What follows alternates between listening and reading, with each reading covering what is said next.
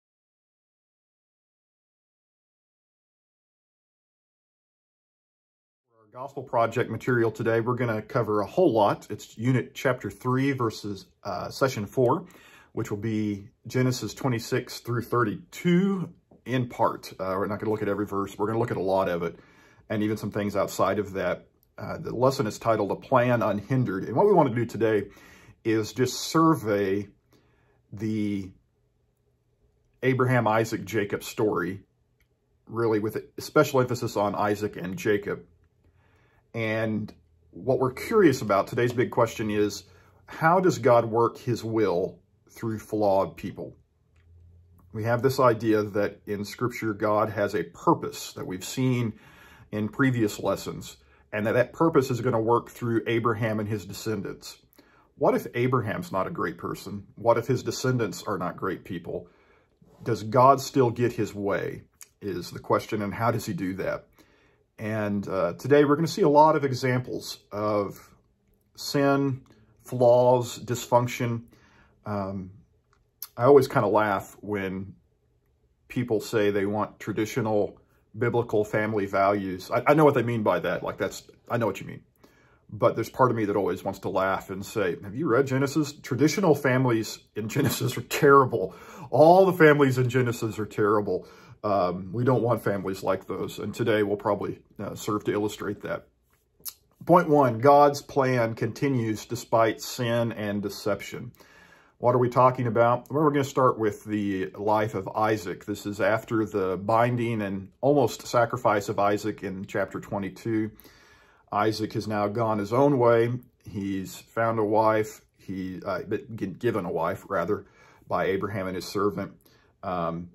I'm of the opinion that Isaac is somewhat estranged from Abraham. I think the text bears that out, but not everyone agrees with me on that. In any event, he's living his own story, and I suspect trying not to be like his dad, except he ends up exactly like his dad in every way. So, for example, Genesis 26 in verses 1 and 6, now there was a famine in the land, besides the previous famine in Abraham's time, and Isaac went to Abimelech, the king of the Philistines, in Gerar. So Isaac stayed in Gerar. So there's a famine in the land, and the text says, like there was a famine in the time of Abraham. Just kind of your hint. This is going to be really similar to the Abraham story. And what does Isaac do? He travels to the land of Gerar. What's notable about that? It's the same place Abraham went to. And Genesis 20 and verse 1, now Abraham moved on from there into the region of the Negev and lived between Kadesh and Shur. For a while, he stayed in Gerar. So again, Isaac, nothing like Abraham, right? He's just going to live in exactly the same place due to a famine that was the same situation that Abraham had. And the Lord appeared to Isaac and said, "Do not go down to Egypt. Live in the land where I will tell you to live. Stay in this land for a while, and I will be with you and will bless you. For to you and your descendants I will give all these lands and will confirm the oath I swore to your father Abraham." So there's a famine in the land, and Isaac plans to go down to Egypt. God tells him not to, and mentions Abraham. Due to a famine, Isaac plans on going down to Egypt.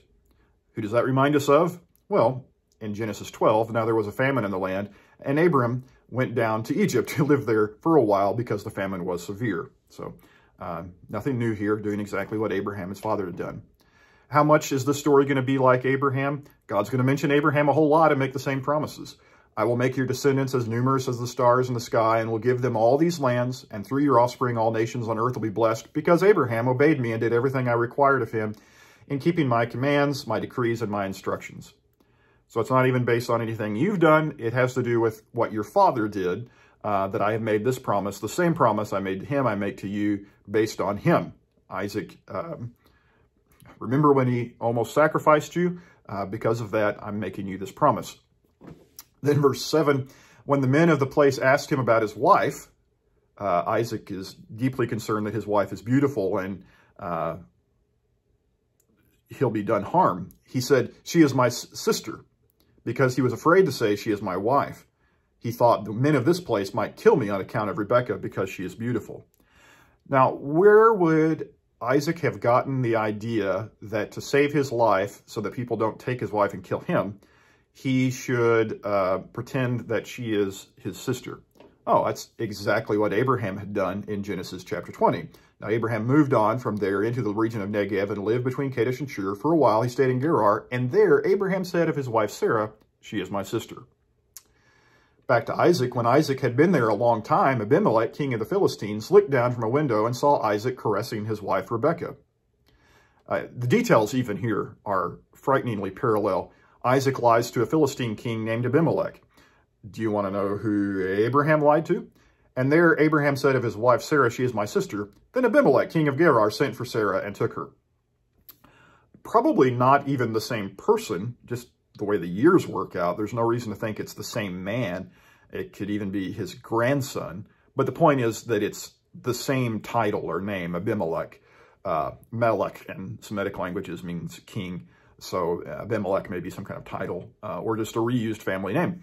But again, kind of the joke is that the guy has the same name as the man that Abraham lied to. This story is completely replaying itself out.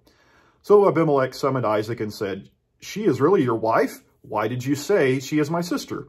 Isaac answered him, "Because I thought I might lose my life on account of her." And Abimelech said, "What is this you have done to us? One of the men might have slept with your wife, and you would have brought guilt upon us." So Abimelech gave orders to all the people, "Anyone who harms this man will surely be put to death." Isaac's lie ends poorly, just like Dad. Because in the story of Abraham, that God came to Abimelech in a dream one night and said to him, "You're as good as dead because of the woman you have taken. She is a married woman." So again, all the way through this, we're getting the sense that this is just not going to go well, that we're repeating all of the same mistakes that Abraham had made, and we're going to get the same results. So Isaac moved away from there, and he camped in the valley of Gerar, where he settled. Isaac reopened the wells that had been dug in the time of his father Abraham, when the Philistines had stopped up after Abraham died, and gave the same names his father had given them. How much are we repeating Abraham's life story? We're going to the same wells. We're digging the same wells. We're even giving them the same names. This is intentional parallel to the story of Abraham. And then we're going to get a dispute over those wells. Isaac's servants dug in the valley and discovered a well of fresh water there, but the herders of Gerar quarreled with those of Isaac and said, "The water is ours." So he named the well Esek, because they disputed with him. Then they dug another well, but they quarreled over that one also, so he named it Sitnah. He moved on from there and dug another well, and no one quarreled over it. He named it Rehoboth, saying, "Now the Lord has given us room, and we will flourish in the land." If that sounds familiar, Isaac has a dispute with other herdsmen in the region. Abraham had the same problem with his nephew Lot and their herdsmen. The land could not support them while they stayed together, and quarreling arose between Abraham's herders and Lot's. The moral of the story, and we don't want just a moral from these stories, we want something bigger, but let's start with a moral. Isaac believed he could make his father's choices without his father's consequences. For whatever reason, Isaac's life just replays the mistakes of Abraham. I don't even know how much of it is intentional, to be honest. Sometimes I'll find myself in a posture that I'll just kind of look at myself and think, this is exactly how I remember my dad standing. And I think, how does that happen? Is it learned? Is it genetics? I don't know. We end up a lot like our fathers. That's the way it goes. And for better or worse, we get some of the good things, we hope, and we certainly get some of the bad things. That's just the way that relationship works. Isaac had a difficult relationship with his father, I'm quite convinced. And yet he ends up doing a lot of the same things. And it goes poorly. I suspect that Isaac thought that it wasn't a big deal. For example, he could lie about his wife and there wouldn't be a cost. It quickly got away from him. The fact is, there's no escaping the price of sin. You make those choices, there are consequences. In fact, not only is there no escaping the price of sin is always more than we think it will be. It's always more convoluted, always reaches out its little tentacles further into our lives and does us harm. And we just doubt that for some reason. The gospel message, though, is more important than just the moral. And that is that Isaac's sins and flaws do not undermine God's purpose any more than Abraham's sins and flaws had. You look at Isaac and you see a deeply flawed individual making awful mistakes, and God's purpose continues through him. It's not a problem. He's still the son of promise. He's not the son of promise because he's a great man. He's the son of promise because God had said he's the son of promise. That's it. There's nothing more to that. In fact, they're not even new failures and flaws. I think sometimes, make a contrast here, sometimes we think that our sin has no consequences. Sometimes we think we're doomed because of our failures. Your failures aren't new. Isaac made the same sins and flaws that his father had, and God's purpose had made its way to Isaac, and it would make its way to his son as well.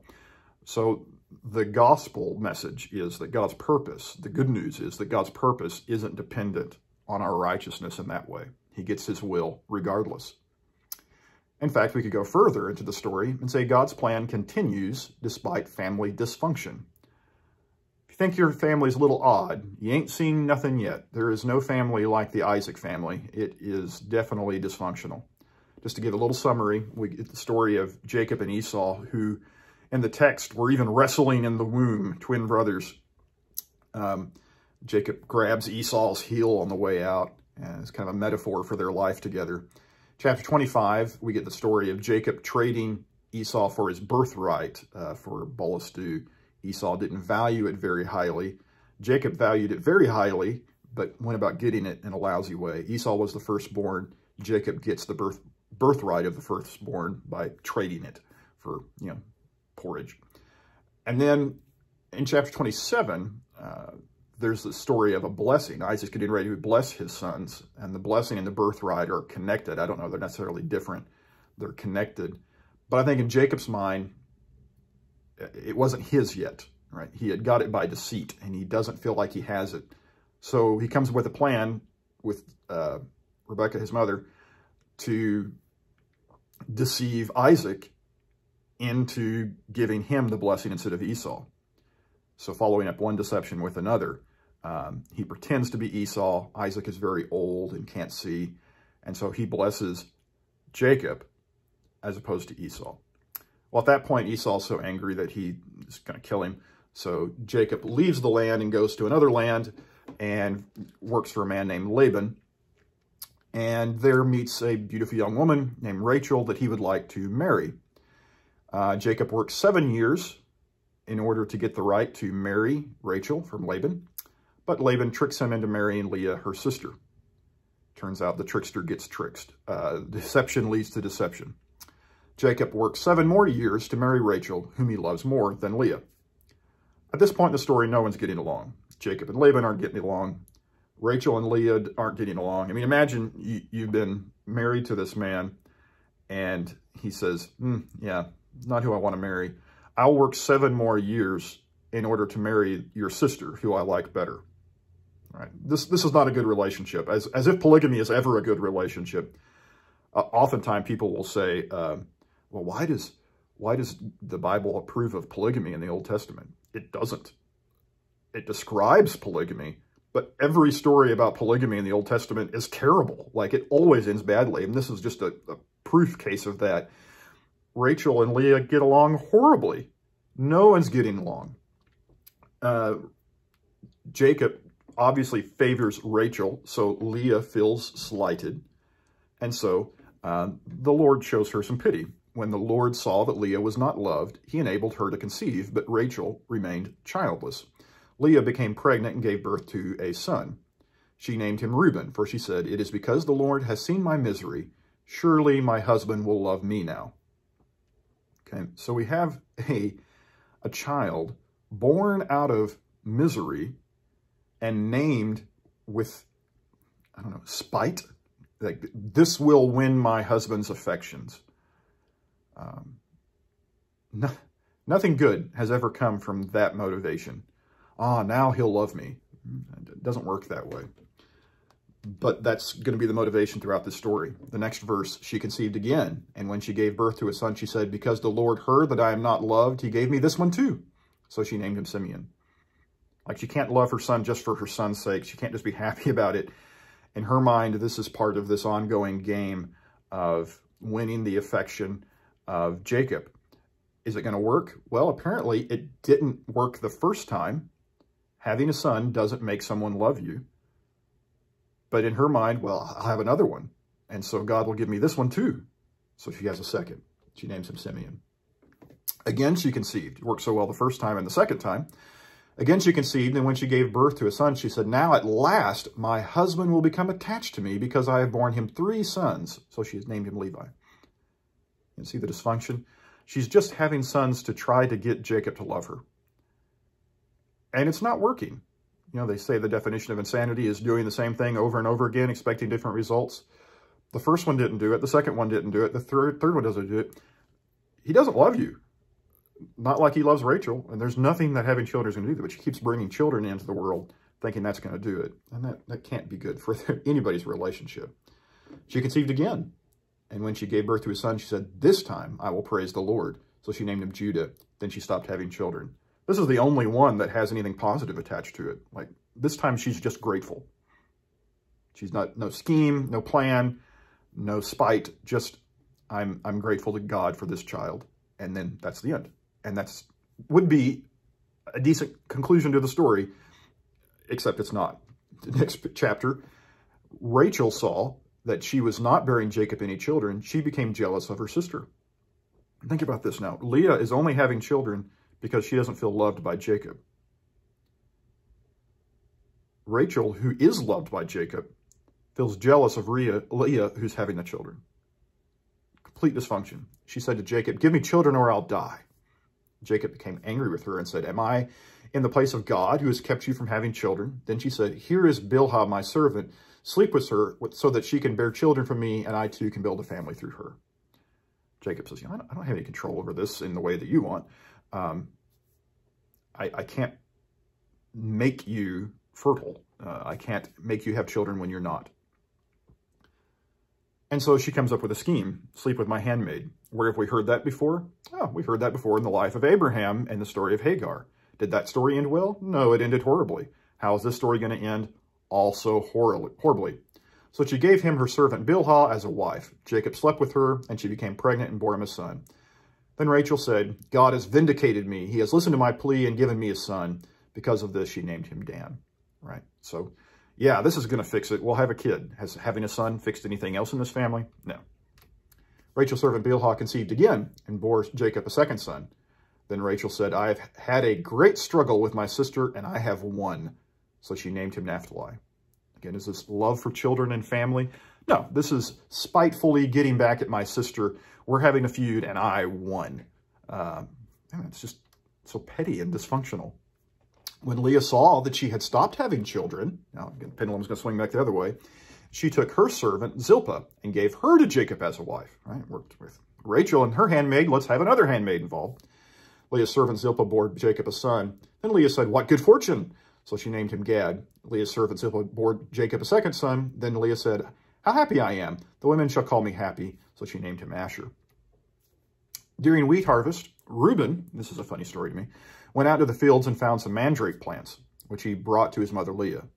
Rachel said to Leah, please give me some of your son's mandrakes. But she said to her, wasn't it enough that you took away my husband? Will you take away my son's mandrakes too? Very well, Rachel said. He can sleep with you tonight in return for your son's mandrakes.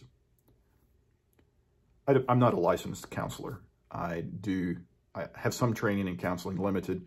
I do what's called pastoral counseling, which is under the auspice of being a minister of the gospel. And I can give some advice if it gets where I feel like I need to recommend someone to a trained counselor. I do that. But I think I'm qualified enough to look at this story and say, this is the height of dysfunction. Pettiness, bartering, using sex and childbearing as a weapon against the other is just beyond sanity. So when Jacob came in from the fields that evening, Leah went out to meet him. You must sleep with me, she said. I have hired you with my son's mandrakes. Wouldn't that make a great, graphic shirt? You know, one of your favorite Bible verse. You must sleep with me. I have hired you for my son's mandrakes. I want to know if that sentence has ever been said, ever in the history of the world, except in this story. What a strange, strange scene. And yet, in the moment, it makes sense to them. Like Leah thinks, yeah, this makes sense.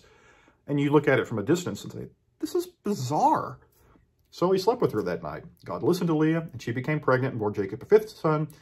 Then Leah said, God has rewarded me for giving my servant to my husband. So she named him Issachar. Remember, Leah says, God's rewarding me for giving my servant. What if it's not a reward? What if it's a curse? Well, anyway, Leah conceived again and bore Jacob a sixth son. Then Leah said, God has presented me with a precious gift. This time, my husband will treat me with honor because I have borne him 6 sons. So she named him Zebulun. See here again. 6 sons in, and she's still trying to win Jacob's affection. And it's not working out, and it's not going to. Sometime later, she gave birth to a daughter and named her Dinah. Oh, I want to talk about Dinah, but I just don't have time in today's lesson. She's a whole story all on her own, except the text here has nothing to say except, well, Dinah. Why isn't Dinah mentioned more? Dinah doesn't get Leah any honor, right? Not a son. So she's not important. She can't love Dinah for Dinah. It's just, well, that doesn't help me with Jacob. And so we just pass over Dinah. Then God remembered Rachel, so the pendulum is going to swing back the other way. Leah's had the upper hand. He listened to her and enabled her to conceive. She became pregnant and gave birth to a son and said, God has taken away my disgrace. She named him Joseph and said, may the Lord add to me another son. Immediately says, and I want another. Again, not content with anything. This is not about the joy of childbirth. It's finally my disgrace is taken away, which is a big deal in the ancient world. I'm not trying to downplay that. But immediately she says, boy, I need another to catch up with Leah. Later in the story, they moved to Bethel. And while they were still some distance from Ephrath, Rachel began to give birth and had great difficulty.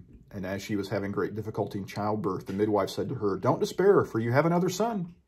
And as she breathed her last, for she was dying, she named her son Benoni, which means son of my sorrow. But his father named him Benjamin, which means son of my old age. Tragically, she had said, what would make me happy, what would finally make me happy when nothing else have is one more son. If God would just give me one more son. God gives her one more son, and there's difficulty in the pregnancy, and she dies. And the handmaid even says, don't despair. You got everything you wanted. And then she died. She didn't get what she wanted. I went through a lot of verses there for a reason. Folks, a family treated like a possession or an idol becomes a dysfunctional family. That's not the purpose of family. It's not the role of family in your life. If you treat it like a possession, something to get you status, you will crush it. If you treat it like an idol, like a god that is there to give you fulfillment in and of itself, your family can't do that. Family is a good thing, but there are times when I've seen people put legitimately too much emphasis on family. And what I mean by that is they try to put it in the place in their life where God ought to be. And you end up crushing your family with that. Your family is not a possession to gain you status. It is not a god to give you fulfillment. It is a gift of God. And anything else is going to destroy your family.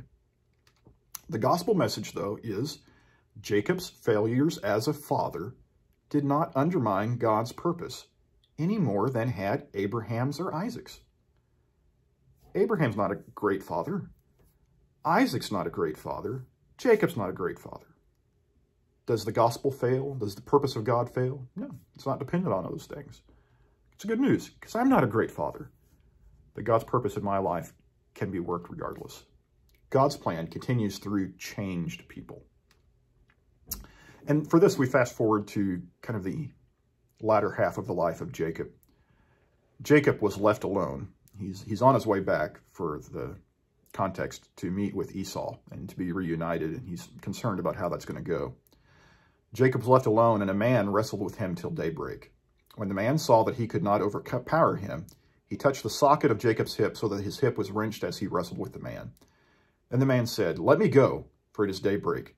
But Jacob replied, "I will not let you go unless you bless me." Jacob meets this man. He's obviously an extraordinary man. Why? Because Jacob is under the impression that he could get a blessing from him. Isn't that interesting? Jacob, his entire life, has wanted a blessing, to be favored by God. Thing is, Jacob has spent his entire life wanting the best thing, but seeking it in all the worst ways. Whether it's metaphorically in grabbing his brother's heel, trading his brother for the birthright, deceiving his father for the birthright. Jacob wanted the best things, but he went about it in all the worst ways. And now he thinks he can wrestle this strange being to the ground and demand a birthright. As you look at the story, how does the wrestling match go? The text says, on the one hand, Jacob can't be overpowered, like he doesn't let go. He really wants the birthright and is going to hang on no matter what. On the other hand, this being, this figure, just touches Jacob and dislocates his hip, which I assume is extraordinarily painful. So how can a being be that strong and yet he can't get free of Jacob? What I think the text is displaying is this idea that Jacob is just determination incarnate. He's hanging on. He's not winning. He's just hanging on. And he finally says, "I'm not letting go until you give me a birthright." I don't think he has this being in a headlock. I think he's down around his ankles. The man says, "What is your name?" And Jacob answered, Jacob, he answered. Then the man said, "Your name will no longer be Jacob, but Israel, because you have struggled with God and with humans and have overcome." But Jacob said, "Please tell me your name." But he replied, "Why do you ask my name?" Then he blessed him there. So Jacob called the place Penuel, meaning, "It is because I saw God face to face, and yet my life was spared."